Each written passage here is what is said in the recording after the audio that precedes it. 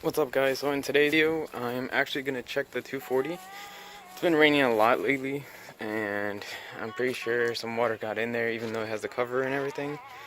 Also, I'm going to check the fenders.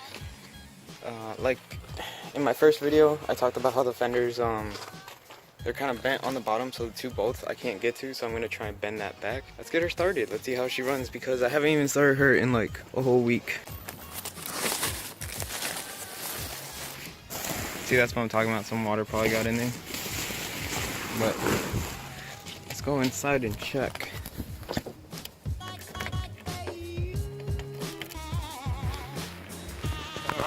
Okay. Gotta check back here because it usually like settles back here for some odd reason. Well, seems pretty dry. Let's go ahead and get her started up.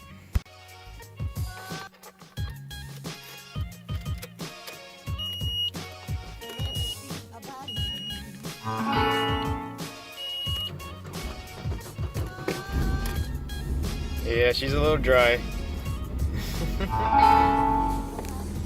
There it goes. Alright, talking about the fenders actually gets me to this.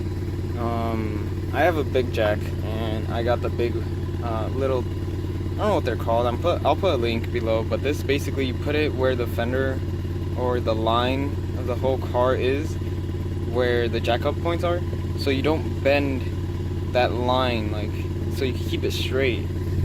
I use this on my daily to prevent what happened to the 240 from like happening. So far so good. I mean, some reviews say like it eats up basically inside of here. Not that much. It does eat up some of it, but not that much.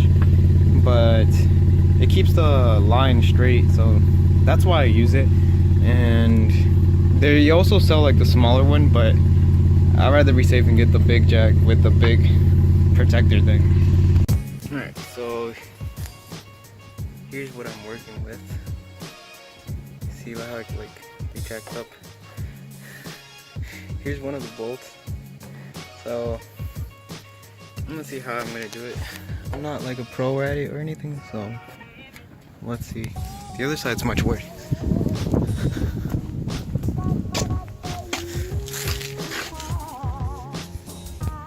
Where is it? There it is. So I'll see what I could do about it. Hopefully get that fixed. Okay guys, after fighting with this thing for like an hour, here is where I'm at. I drilled this one, couldn't get it out. I'm tired. But I found the best tool for this job. This little thing right here. A vice grip, I think it's called. Sorry about the wind. But you just grab onto it and just bend it since it locks into place. And I didn't have to drill it. I started drilling this one from the backside. Where are you? Oh my god, so bad.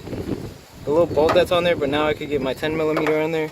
And it kind of moves. And I think I'm going to be able to take it out. I'm so tired of this. But it works. Didn't have to drill it out. That's why I'm happy. So now I know on the other side I'm going to use this, and hopefully I could do the same thing without damaging anything.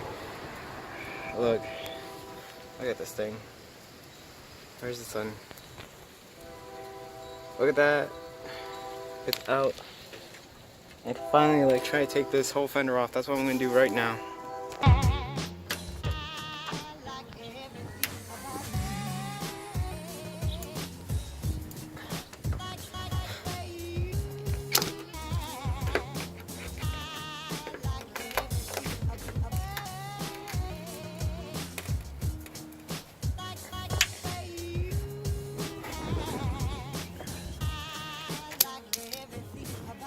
Alright, so like you guys know, I took the bottom ones out, and then I took all the washers from up top.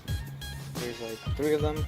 Then you take out the corner light because you guys loosen it up from the headlight, and then you only have to take one of the other ones in here.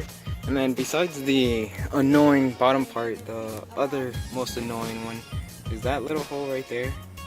There goes a 10mm and you have to take it off, but after that this should come off, so Let me just take it off and start working on it.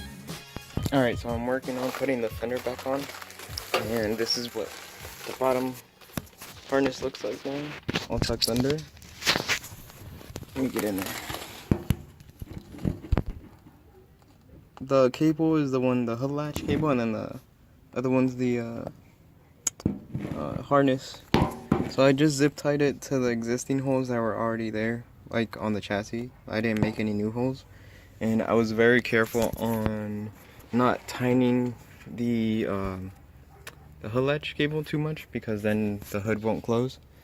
And there's actually a lot more to take the fender off. So if you have all the screws in the in your 240, it's gonna go like, there's a 10mm bolt underneath there, and then there's a screw behind here that it's like a little bracket that holds onto the chassis to the fender, and it's gonna be 10 times easier than how I'm doing it is to actually take off your whole front bumper. You'll have space to work on here, and you'll probably get finished quicker than what I'm doing. So those two on the bottom, then you got one here that holds onto the bumper bracket if you have it, the two that hold the headlight in, the three on top, then there's one in here, there's one